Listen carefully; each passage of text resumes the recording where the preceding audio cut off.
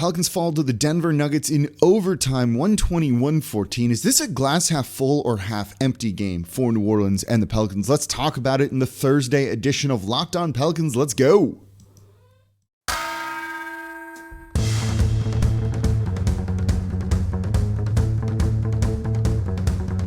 You are Locked On Pelicans, your daily New Orleans Pelicans podcast, part of the Locked On Podcast Network, your team every day. Welcome to another edition of Locked On Pelicans, the daily podcast covering your favorite team, the New Orleans Pelicans and NBA, part of the Locked On Podcast Network, your team every day, available wherever you get your podcasts. I'm your host, Pelicans Insider Credential member of the media, Jake Madison, at Nikola Jake on Twitter, here with y'all on this Thursday, day after the Pelicans lose to the Denver Nuggets in overtime, 120-114. And this is going to be the theme of today's show. And this is a question I'm posing to you listeners. So let me know on Twitter at Nikola Jake or on YouTube where the podcast is also. Is this a glass half full game or a half empty game for the New Orleans Pelicans? Falling in overtime again, 120-114 to the Denver Nuggets, a decent enough team. And we'll talk about this in the first segment. Second segment, we'll talk about really like what's going on with this roster. Why are they so up and down? Because I think it's safe to be able to draw some conclusions for that.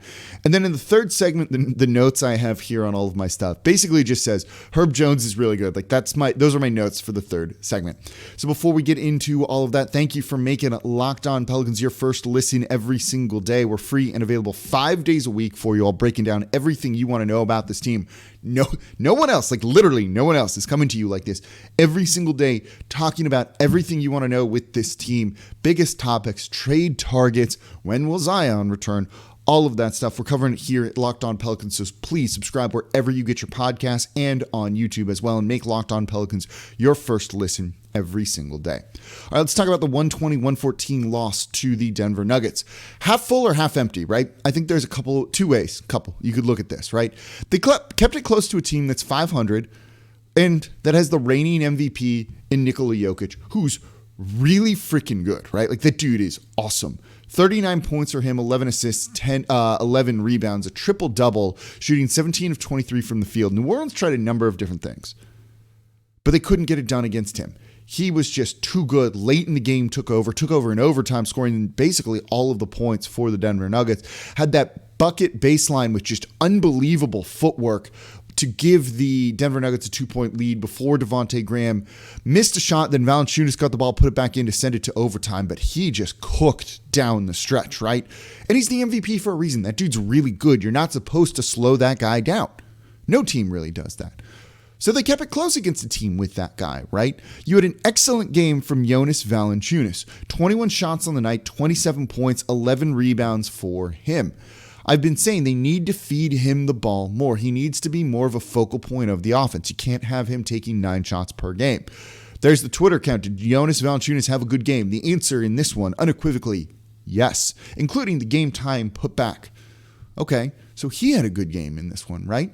You had a nice game from Nickeil Alexander-Walker off the bench. 15 points on 10 shots. He was 6 of 10. Finally kind of has one of those more complete games from him. 4 rebounds, 2 assists. That's pretty good work from him, right? And then you have Herb Jones, who is just freaking great, including having a poster that should be when the Pelicans do their NFTs. Just make it that, right? Put Herb Jones' jersey in the rafters after dunking right over Nikola Jokic in this one. And again, we'll have more on Herb Jones in the third segment of today's show. And they had a 5-point lead in the fourth. This is a team missing Zion Williamson that has 7 wins. It's not bad for all things considered, right? But then there's the flip side of that. You had a 5-point lead and completely failed to close. The defense was off balance all night, aided a little bit by the refs, but Denver got to the line 27 times.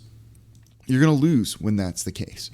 After the game, Willie Green talked about how this team consistently shot themselves in the foot. You had 22 turnovers in this game. That's not going to win you very, very many ball games whatsoever. So they really kind of gave this one to the Denver Nuggets. Like, come on, this has been the problem all season long. And that's going to tie into what I want to talk about in the next segment of today's show. In the fourth quarter, Brandon Ingram didn't score a point. 0 for 1. He should be taking more shots.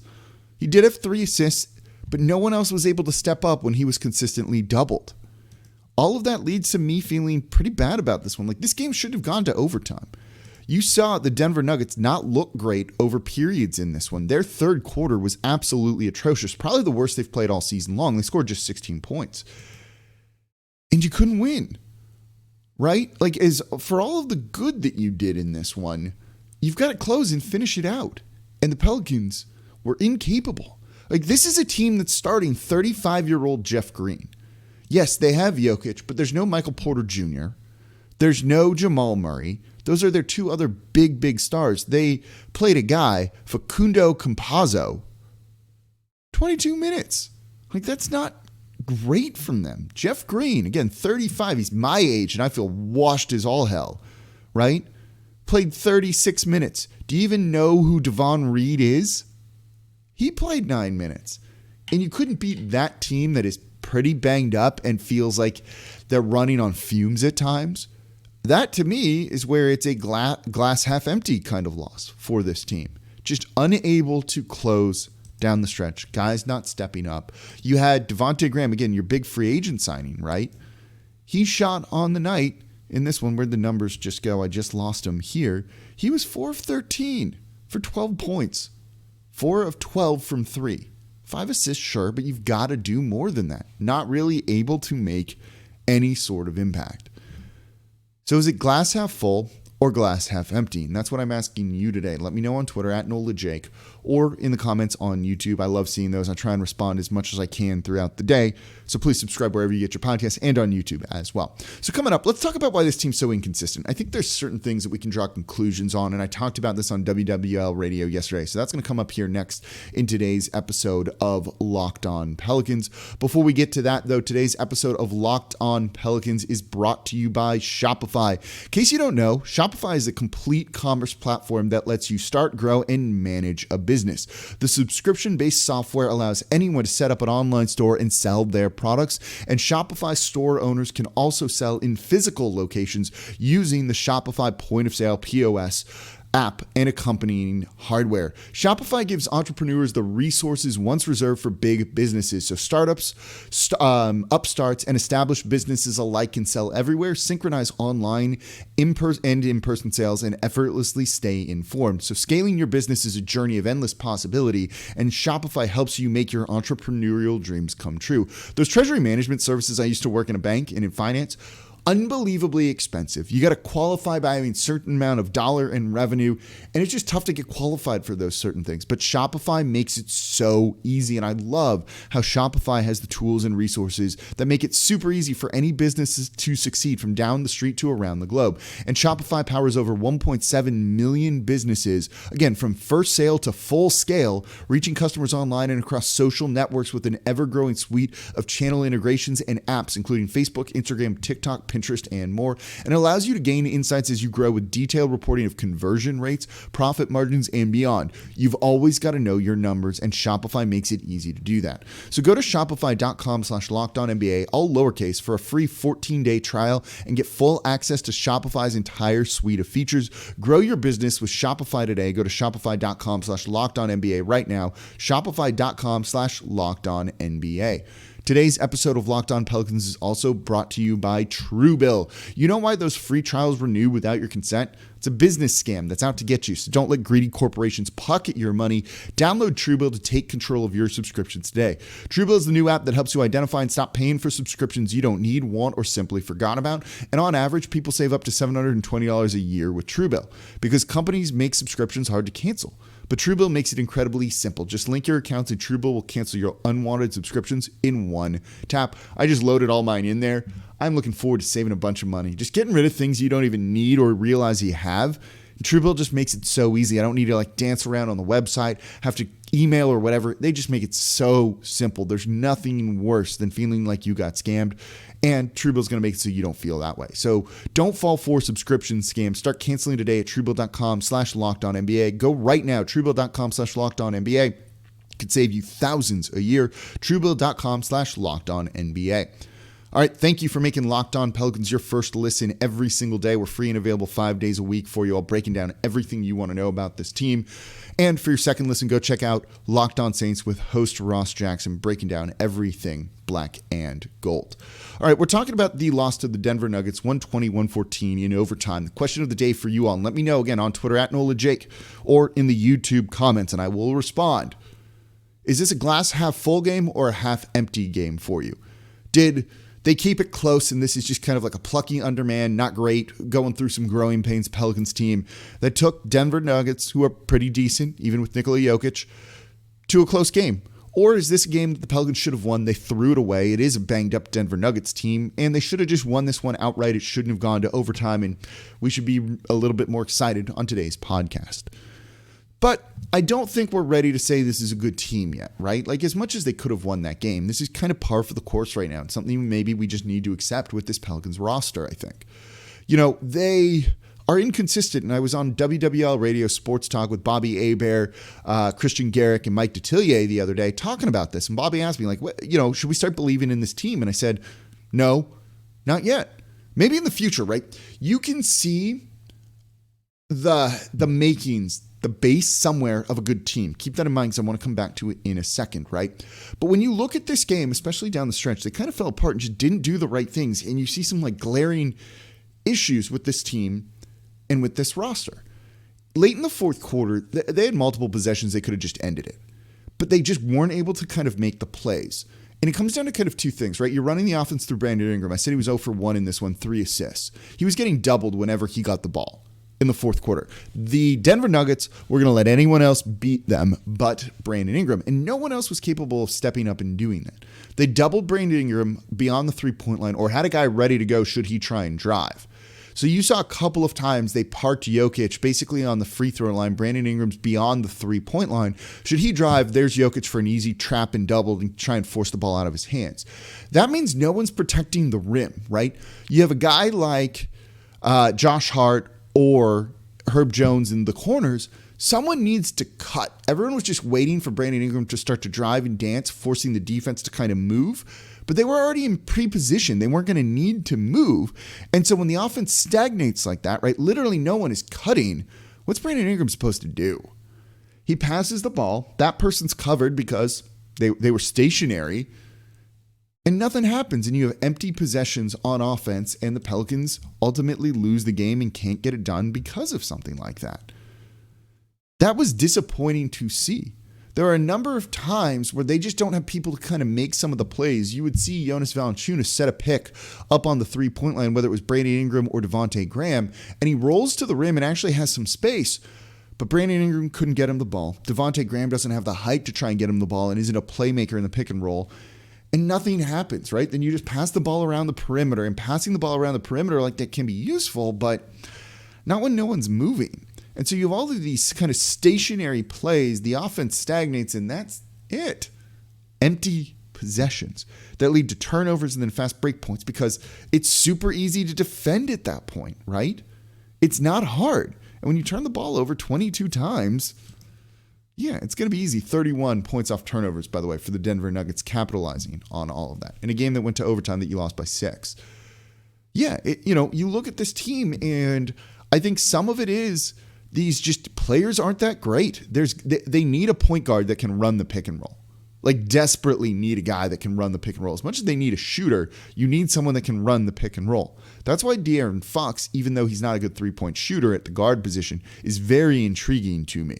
You just need a bit of a playmaking guard. The guards they have do not have that. And now it's maybe exacerbated a little bit by the injury that Kyra Lewis Jr. suffered in the second quarter. He's getting an MRI and imaging done on his knee, and we'll see if this is significant or not. But it seems, at least kind of on the surface of everything, doesn't look particularly good. So, you have some talent here, but they don't put it together as a team. This is something we said a lot last year, right? There's a collection of individual talent, but they don't look like a team. And you kind of feel that same way right now. And some of this is understandable. You're still integrating a new starter in Valanciunas. Same for Devontae Graham. You have a new coach in Willie Green. Look, as much as I like Willie Green, he's making some rookie coaching mistakes. Not doubling Nikola Jokic as he started to go off in this game because you were worried about him dishing 9 assists in the first half. First half, whatever it is, first 3 quarters.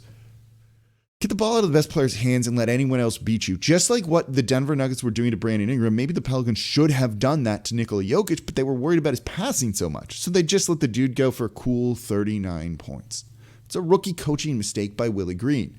So that doesn't help things, right? That he himself is figuring some things out. Still the right coach, better than keeping Stan Van Gundy or anything like that, but there's mistakes there. So this team kind of is what it is, right? Devontae Graham, nice player for the price. True difference maker? I'm not really sure about that right now. You know, Brandon Ingram doesn't show up in the fourth quarter to a certain degree, partially because I don't think the teammates are there to really kind of help him out. And of course, you're missing Zion.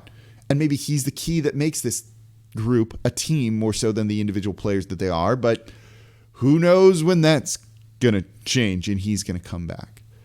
So, you know, it just kind of like is one of those situations. Yes, you know, Charles LaRocca, who hosts the excellent spaces after the games on Twitter at LaRocca504, you know, says there's a good basketball team here. And he said this on Twitter, and I agree with him, right? We've seen it in flashes. That's what he says. But when are they going to put it together? Yes, there's a good team here somewhere. I actually believe that. But when does it get put together? And I don't have an answer for you on that. Does it get put together this season? Because if it doesn't, there's going to be more roster turnover next year. And that means that they're going to go through these same growing pains again. So when do you start taking 2 steps forward and not 1 step back? Or 2 steps forward and 2 steps back? Because that's what it feels like the Pelicans have been doing for a long time now, particularly this season. Yeah, there's talent here. They can be good. But are they going to figure it out? There's definitely a lot of low basketball IQ, right? The turnovers are particularly brutal. Brandon Ingram with 6. Valanciunas with 3. Josh Hart with 6. This should have been figured out, especially for those 3 guys by now, right? And it hasn't been. So should we be expecting this good team to be consistent, or are they kind of what they are and you got to make more changes? And that, I think, is part of the problem, right? It's just not an easy spot to kind of be in with a team like this. And that's why you lose to a team like the Denver Nuggets. They should have won this game. Like, no doubt in my mind, they should have won this game. They were in position to win this game, but they didn't. All right, let's talk about Herb Jones. Let's end on a positive note here in today's episode of Locked On Pelicans. Coming up here next, we'll talk about the Pelicans rookie, who's been really, really good. But before we get to that, today's episode of Locked On Pelicans is brought to you by Stance. I just bought a bunch of Stance socks, and these things are absolutely awesome. They're colorful, they're comfortable, they're really well made, they're super soft, feel really good on my feet all day long, and they're fun to wear. Like, lets me show off a lot of my personality, and I'm looking forward to buying more of these, and these are going to be great gifts for everyone over the holidays. So founded in 2009, Stance Apparel represents a radical reinvention of socks, underwear, and active apparel. With a sharp focus on comfort, quality, and creativity, Stance brings an atypical aesthetic alongside some of pop culture's hottest collaborators for the ultimate in style and self-expression, because everything you wear should be a direct extension of who you are and how you feel. I'm a huge nerd. Some people commented on my Green Lantern shirt that I was wearing in yesterday's episode. I got Batman Stance socks, I got Star Wars Stance socks, and yeah, NBA and Pelicans Stance socks. I love these things. They feel so good. I'm on my feet a lot, walking around. You know, when I'm traveling a lot for work on planes, you just kind of want to be comfortable, and Stance socks are absolutely great, and I love these things. They're going to last a while. You can tell they're made of like quality material that I'm not going to wear through these things. They're not going to have holes or anything like that in there. And everyone in my meetings, you know, when you're sitting cross-legged and people can see your socks, they love them. I get complimented every single time. So Stance believes that perfect fit matters more than fitting in. Those that feel good, do good. Go see for yourself. Register for an account at stance.com and get 15% off your first purchase. Use promo code LOCKEDON at checkout to apply. Enjoy the color and comfort of a life less ordinary with Stance. All right, thank you for making Locked On Pelicans your first listen every single day. We're free and available 5 days a week for y'all, breaking down everything you want to know about this team, the good and the bad, the half full, the half empty, and that's the question on today's episode of Locked On Pelicans. Was this a glass half full game, half empty game? And do you think this team's ever going to put it together with this roster, with these players? Because I think that's a bit of an open question right now. But a guy who is putting it together, no doubt in my mind about this one, Herb freaking Jones, the rookie out of Alabama, second round pick. Dude was awesome in this game. 19 points, 7 rebounds, 3 assists, 1 steal, 2 blocks, only 2 turnovers. Made both of his threes, 8 of 11 from the field. And the poster over Nikola Jokic, the reigning MVP. What an awesome highlight for the rookie. Out of the second round, like, you're not supposed to do that to the reigning MVP of the league and make this kind of impact on this Pelicans team. He was so good in this game. When I talked about how players weren't moving off ball, the one dude who does it, Herb Jones. You're starting to see his offensive game come together. He might not have a reliable jump shot or anything like that, but he can cut and he can try and score the layup at the rim. Just an outstanding game for him. This is a guy that needs to be honored in some capacity over All-Star Weekend for New Orleans, whether it's, the rookie game, the world game, like the USA versus the world with first and second year players, something. This guy needs to be in something because he has been that good and he's maybe like the best kept secret in the NBA right now. This Pelicans team isn't going to be good, and that's going to hurt him on the all-rookie teams.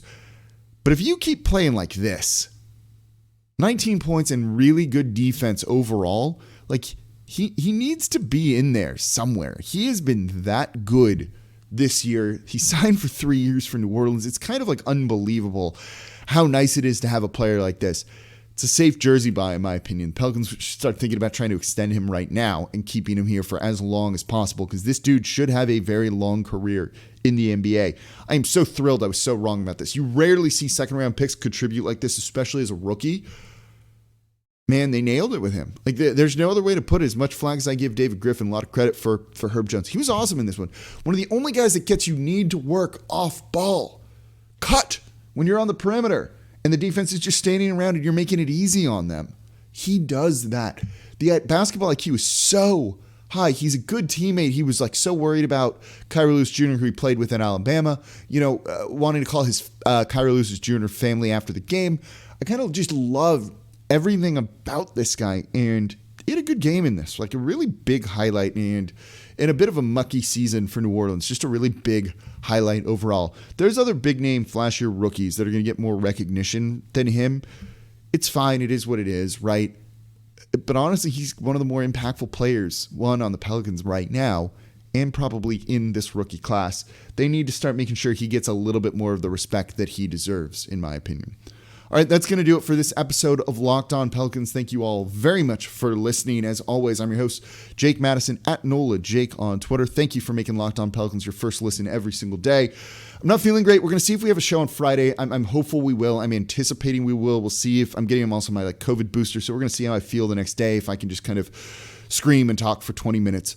But now for your second listen, make sure it's Locked On Bets, your daily one-stop shop for all your gambling needs. Locked On Bets, hosted by your boy Q, with expert analysis and insight from Lee Sterling. It's free and available on all platforms. And as always, I'm your host, Jake Madison, at Nola Jake on Twitter. And I'll be back with you all next time.